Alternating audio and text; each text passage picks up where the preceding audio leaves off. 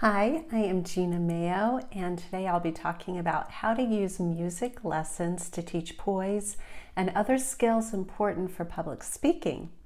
Private and group music lessons aren't just for learning how to play an instrument or to sing. There are so many skills that students learn, including those that make them better public speakers. If you are a homeschooler looking for ways to easily and affordably include a quality music education in your homeschool, you've come to the right place. This is the Music in Our Homeschool podcast. I'm Gena Mayo, homeschooling mom of 8 and music teacher for over 30 years. So let me tell you a little bit about myself.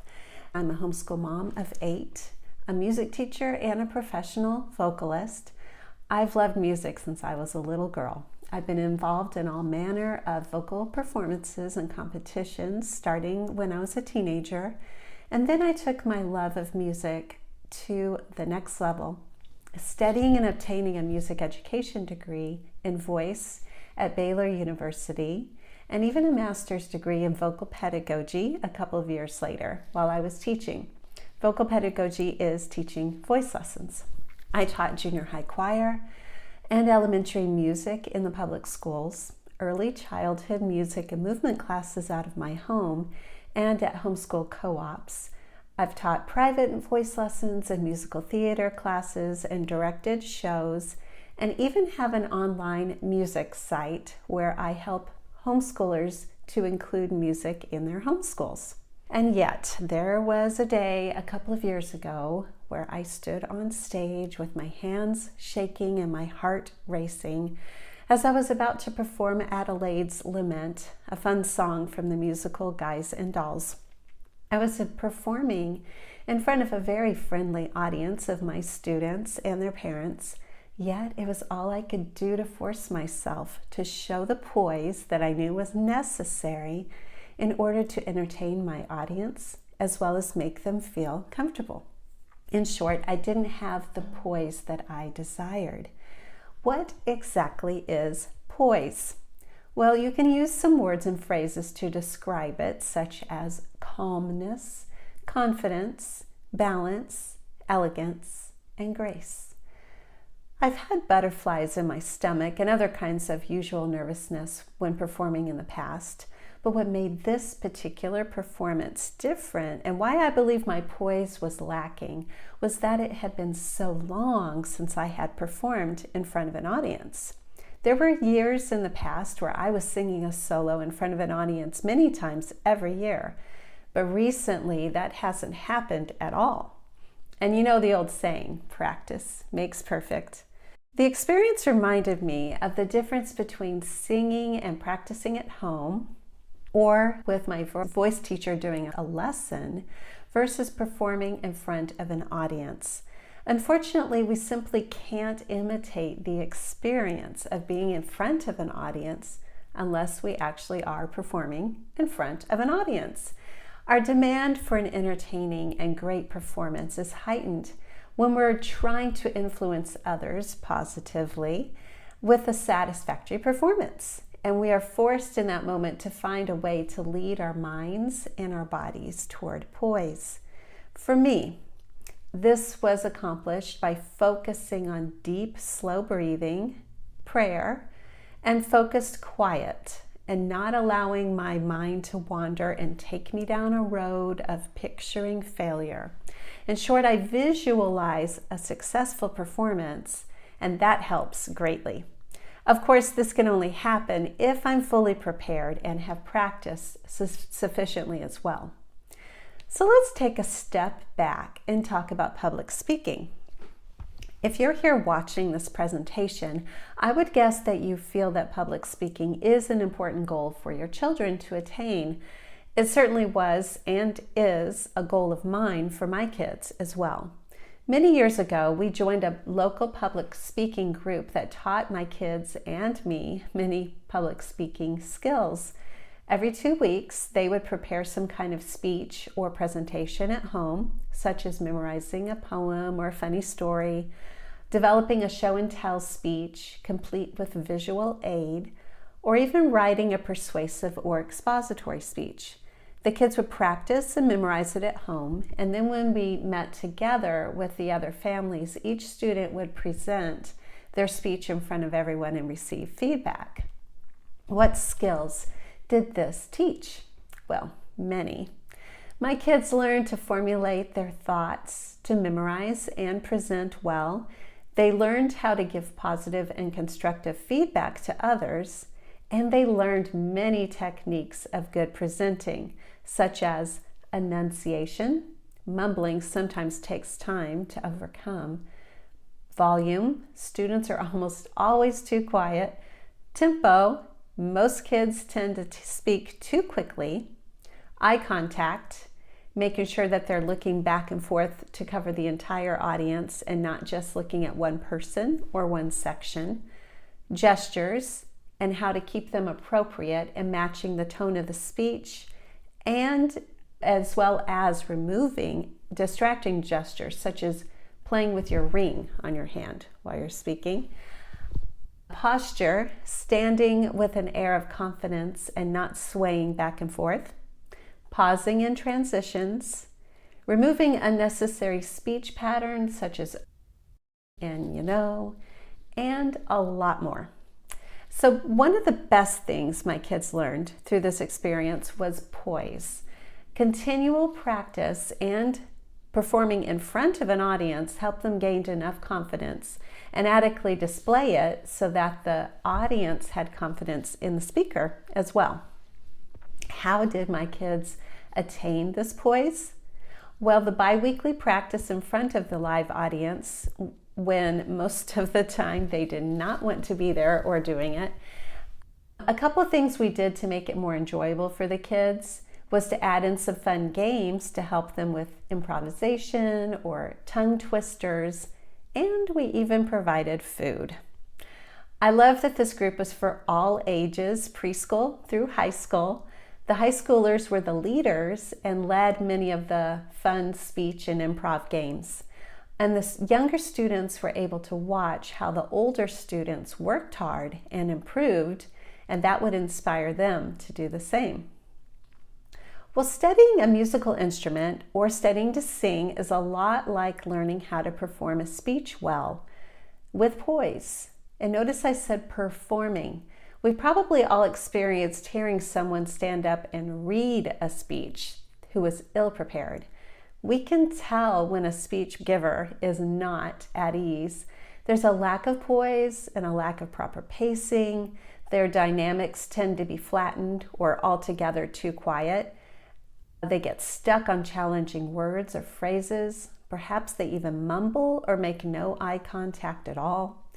And when it's done, they probably aren't happy with their performance. And the audience, though perhaps compassionate for the speaker, is relieved when they're done.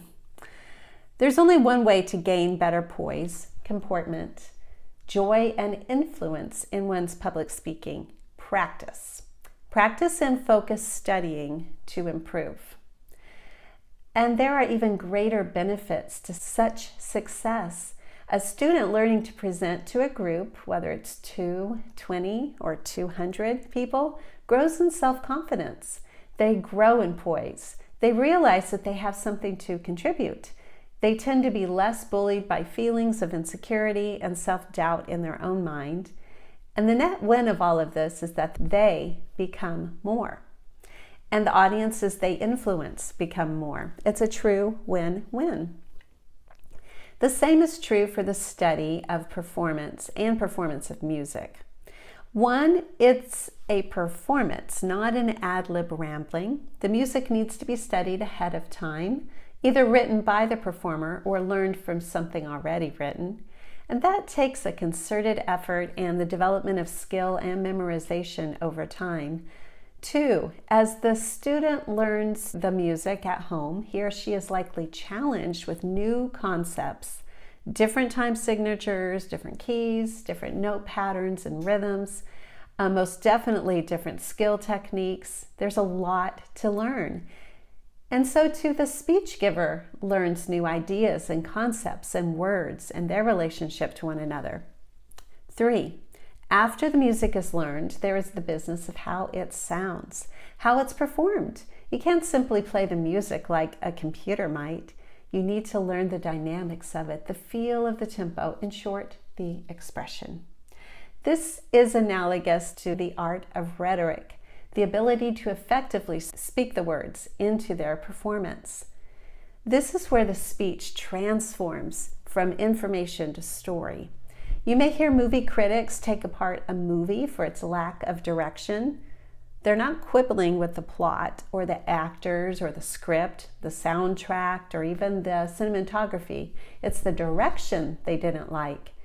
Perhaps it came out when the separate scenes were sequenced, or through the pacing of the scenes or the dynamics of the scenes. These subtle yet powerful additions to a film can make or break the audience's ability to enjoy it or not, to truly enter the fictional dream or not. I'd like to take a moment to mention one other thing that you can learn through music and through voice instruction specifically that can help you learn poise. Have you ever heard of the Alexander technique? The Alexander technique helps the student focus on posture and specifically the connection between your mind and your body, the connection between how you think and how you move. The Alexander technique teaches a set of skills that help you find poise and be in the mental and physical zone of calm, confidence, and balance. So if this is something you or your students are struggling with, I'd encourage you to seek out a study of the Alexander technique. Another specific practice that can help you with poise is learning to breathe deeply. You can learn these kinds of techniques through something like yoga or Pilates, which will teach you how the breath is connected to your entire body.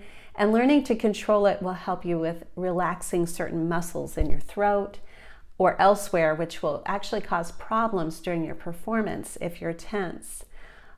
Let me give you just a couple of tips for breathing. A tendency for students, even adults, when we say take a deep breath or take a big breath, is doing it up here in your chest. Like that. But what you want to do is make the breath go all the way down to the bottom of your lungs. You can feel usually where the bottom of your rib cage is. That's where the breath needs to go, all the way down there. Now, one way you can feel this is if you lay on your back and you just breathe naturally in and out. Usually when you breathe in, you'll feel your stomach rise. When you breathe out, your stomach will go down. If you watch a little kid or a baby, that's what they do naturally. For some reason, as we grow older, we tend to lose that deep breath, especially women, and I think it's because we don't want to make ourselves look bigger when we're taking breath down there. We don't want to make our stomach stick out. But that's what breathing deeply is. It's letting the air go all the way down to the bottom part of your lungs so that you're filling it up all the way. And that way you can control the breath more as you develop those muscles, the diaphragm muscle, which is right at the bottom of your lungs. So I don't want to get too technical here, but I do encourage you to make sure that you learn how to breathe deeply. Look into the Alexander technique, which will really help as well. So remember that experience I mentioned at the beginning of this presentation where I had shaky hands and an overabundance of butterflies in my stomach when I was performing in front of that audience? My husband was in the audience that day, and he said he couldn't tell that I was experiencing those things. A huge way I kept my audience from recognizing my deep sense of nervousness was by focusing on my breath. A year later, I had another opportunity to perform, and I had vastly more poise and less nervousness. Just getting in front of that audience and performing, forcing myself to do it and get through it and work hard on breathing and focusing on having the poise helped me gain more poise in the future. The same can happen for you and your students as well. So in conclusion, even if your kid's future job isn't going to be a musician or a public speaker or an actor, There are so many occupations where you'll use the skills that we've been discussing today. Perhaps they'll become a salesperson, and they'll need the ability to present a product logically and passionately, with the right emphasis at the right time, with the right pacing. They'll even need to know how to observe their audience and switch up their approach throughout the presentation. Did you know these skills are developed when learning to give a speech or play an instrument in front of an audience? Maybe your child will become an engineer. Learning to problem solve and understand how a musical piece is played on a violin, piano, trumpet, provides the same type of stick-to-itiveness and the aha moment discovery skills that will help in future engineering endeavors. What about homemaking and the challenges of negotiating challenging personalities, encouraging work ethic and responsibility, helping a shy child overcome feelings of inadequacy? Such a mother would be better equipped if she had given herself the skills that came from learning music and performing it in front of an audience. So I'd love to leave you today with a solution to a thought you might be having. How do you find an opportunity for your kids to perform in front of an audience? So here's a few suggestions. If your kids take music lessons, ask their teacher to set up a monthly class where all the students play a piece for each other. Be sure to always take advantage of every recital opportunity the teacher sets up, and make sure your kids practice enough that they have their piece thoroughly memorized so that they're better able to connect with the audience and not hide behind their sheet music. Look for other performing opportunities. Maybe there's a band or an orchestra or a choir in your area that your student can join. Is there a musical theater class that they could take? Is there a play or a musical they can audition for? Doing auditions brings yet another level of nervousness to learn to overcome and poise to learn to attain. And again, the only way you can actually get that is by doing those auditions. So that's another level. Here's an easy option. What about setting up a homeschool co-op or a monthly library class where the students can get up in front of each other and perform a piece or a speech? If there isn't one already set up in your area, you can organize it yourself. I hope that I have encouraged you today to see the importance of performing and building the skills of poise that will help your children become a success in everything they do. If you have any questions for me or you'd like to connect and learn about the courses that I provide, please find me over at musicinourhomeschool.com, and it has been a pleasure connecting with you today.